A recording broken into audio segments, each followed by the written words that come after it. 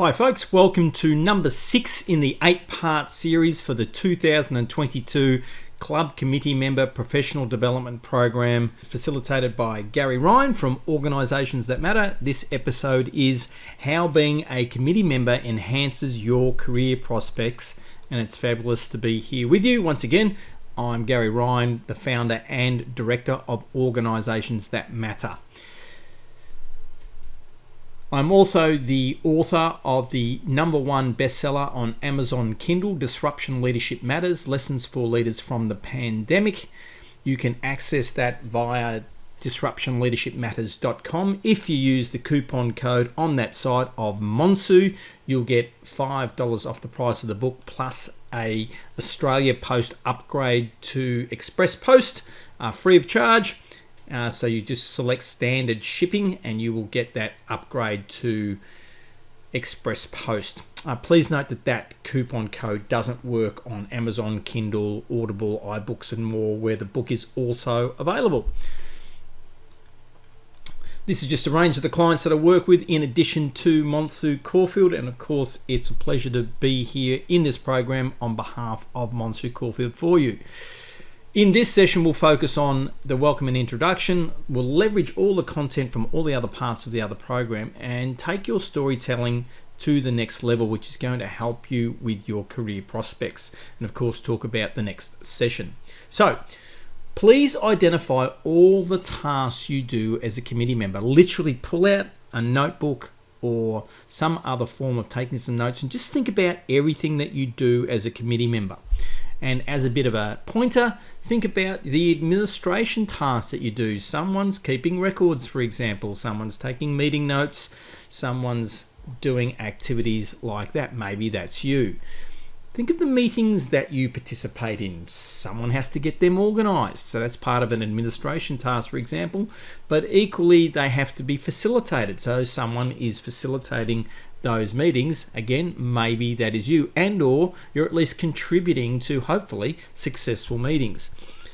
I mentioned the word facilitation a couple of times already. So maybe you're facilitating sessions with the members of your team. If you're the president or vice president, if you're doing something about the future of your club or committee, then you might actually be doing a facilitation role that you've never thought about it like that because you just thought you were having a meeting, yet you're actually facilitating a learning process or a strategic process for your team. We'll talk about this as a collection of skills soon. So you might be doing event organising, which there's a lot to do with event organising. There's all of the bookings that take place. There's organising. There's potentially selling tickets or arranging to make sure that you need to know how everyone that's going to be present. There's COVID safe protocols and other safe and healthy protocols that you have to follow when you're event organising. So there's a lot of work and skills go into event organising. It's not just as simple as saying, oh, we're going to do an event and it happens. It doesn't work that way. You have to do a lot of work, and it's important to recognize what that work might be. We've just already mentioned strategy and future proofing or succession planning for the roles in your committee for your club. So that's quite a strategic thing to be doing. So again, maybe you're just thinking that this is just a normal thing that we would do towards the end of the year, but it's actually quite a strategic thing to do. So it's important to know actually what you're doing and naming it accordingly. If you go through elections, so there's all that process around holding and conducting elections. So there's a set of skills that you're utilizing to do that. Recruiting members to your club. So you're out there recruiting in one form or another. So there's a form of sales that goes along with that, in addition to any sales that you might be doing for events that people might be paying for as well. So there's that recruiting and sales elements that are part of your role on your committee. There's all the networking that you do, networking within the committee and networking external to the committee. And as you'll see, or noticing quite probably, that these various tasks that you might be doing are quite interdependent. So your networking might lead to special guests that you've got appearing at an event that you're organizing, as an example. Public speaking, again, for many of you, it's just something that you do. So you're out there on orientation week and you're recruiting new members to your club, but you're doing a form of public speaking while you're doing that. So it's public speaking, it's recruiting, it's sales, it's networking, all happening at the same time. But the more you recognize that you're actually doing these skills, and the more that you're aware of how successful you are developing these skills, the more you can sell these skills and, as we'll see soon, competencies to help you with your career prospects. Think about all the technology that you utilize in your service of the club. So all of the online sorts of tools that you're using, the ways that you're using tools and technology for record keeping, the ways that you're using technology to communicate with your club members and potentially attract new ones. So think of all those skills as well, which clearly relates to your communication skills. That might be your electronic distribution, mails through email newsletters, for example, Instagram, LinkedIn, TikTok, whatever those social media tools you might be using to communicate with your club members and, again, attract new members to your club. These are all clear skills that you're doing. Now, clearly also in meetings, so there's that form of communication skill. There's the public speaking communication skill as well, which we spoke about in the first session in this series. So there's many more tasks that you do in your various roles in your club. Now, these are skills that you can add to your profile on LinkedIn. You can add them to your resume. And of course, in a second, once you understand how these skills can be grouped into competencies, you can really take your storytelling to the next level. So, in terms of competencies, so you group sets of skills, individual skills, to form competencies. So, for example, if you can kick a ball into a goal at a local park when there's not even a goalie there, does this mean you're a competent footballer? I mean world football in this instance. Well, the answer is of course not, because the skill of kicking a ball into the back of a net is just an individual skill on its own. To be a footballer and to be a competent footballer, there's a whole range of skills that you would need to be able to do that. So there's the agility skills, the endurance skills, etc. So when you group your skills that we just identified for you, what competencies might emerge for you? So maybe, yes, I'm actually an administrator. I've got a set of administration skills, so I'm an administrator. I've got a set of management skills, so I'm a manager. From a competency point of view, I might have a set of skills that actually highlight that I'm a leader, so I'm competent as a leader.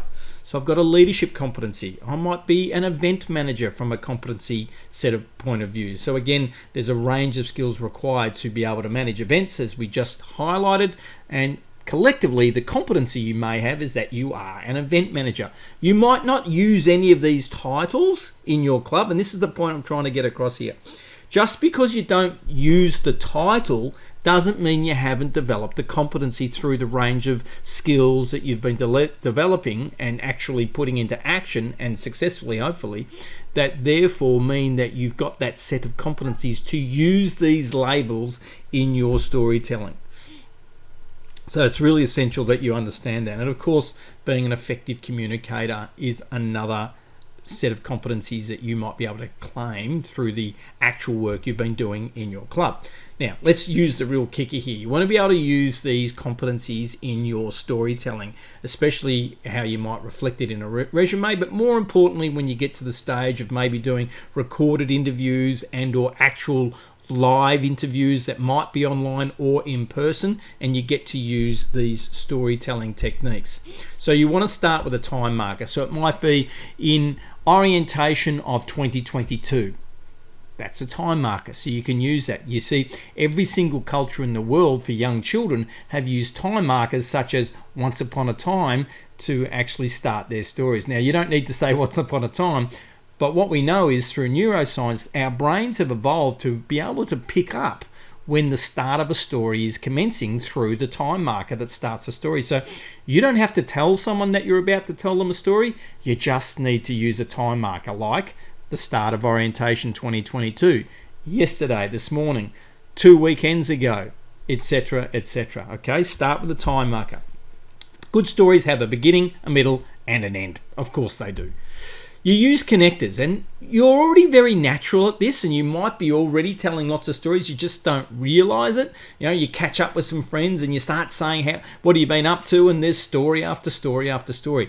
We're going to use that natural skill and just put a little bit of structure around it to help you with your career prospects when it comes to being interviewed. So you use connectors. This happened, then this happened, then this happened. It's pretty straightforward. You already know how to do it. As much as you possibly can, you want to include some real dialogue that was actually used in your story. Now, even a single word can help you with this. So, for example, we climbed to the top of the mountain and she said, "Wow." Now, I bet that for most of you viewing this recording, you would have very briefly gone to the top of a mountain somewhere with another person and you saw, in this case, a female, look up and say, "Wow," at some great view. You saw that in your head. What we know is, through research on storytelling, is when you use dialogue, even just one word, which can also be what you thought or someone else thought. I thought, "Wow." You can use that too, right? When you use dialogue, it helps the listeners to your story visualize your story in a very clear and concise manner, which is really helpful for your story's message to get across. So, where you can, and you are encouraged to, find some dialogue to include in your story. Now, of course, your story must have a point. Now, your point might be about your leadership competency, or it might be about your administration competency, or it might be about you being an event manager set of competencies. So make sure your story's got that point. Or again, it could be about the big 9 employability skills that we spoke about in the first session. So this is another version of storytelling that you can utilize. Of course, how long should your story be when you're telling it? Now, ideally, less than 3 minutes. If you can say it in a shorter period of time, absolutely perfect, but ideally less than 3 minutes. On the odd occasion, you might have a magnificent, what I would call golden story that just stands the test of time and really highlights an important competency for you, but it just happens to take a bit longer for that story. If that's the case, engage your audience, including people that might be interviewing you, with words like, "What do you think happened next?" And you'll be amazed how often they will tell you somewhat accurately about what happened next. Now, clearly, you want to use that technique at the point of the story where it's pretty obvious what was going to happen next. But you'll be surprised how often, again, people will do it. Or you might say something like, "And what do you think they said?" And again, you'll be amazed at how often people will tell you what they believe was said. So they'll provide the dialogue, in other words, for your story. Now, when you get your audience doing that, they are engaged and don't actually notice the length of the story. So that's how you might tell a longer story. Again, in interviews though, you are encouraged to keep them as short as possible and make sure you do have a clear point to your story, as we've said. All right, so that's everything about how you can utilize your simple skill sets that combine to form competencies to help you with your career prospects. Use the labels. Don't be afraid to use the label administrator, event manager, leader, etc. Even if they're not titles you're using within your club. If you're actually developing those skills and forming those competencies, then why not use them? You're telling the truth because you're doing the work. The next episode in the series is how to use LinkedIn to benefit yourself and your club, and that's the spot, obviously, where you get the opportunity to highlight some of these competencies. Once again, I'm Gary Ryan from Organisations That Matter. You've got all of my contact details there. Feel free, if you want to get that discount for my book, Disruption Leadership Matters, Lessons for Leaders from the Pandemic, that you go to the disruptionleadershipmatters.com website and utilise the Monsu coupon when you get to the checkout. Thanks again for coming along, and I look forward to seeing you for that next session, number 7 out of 8 in this series for you.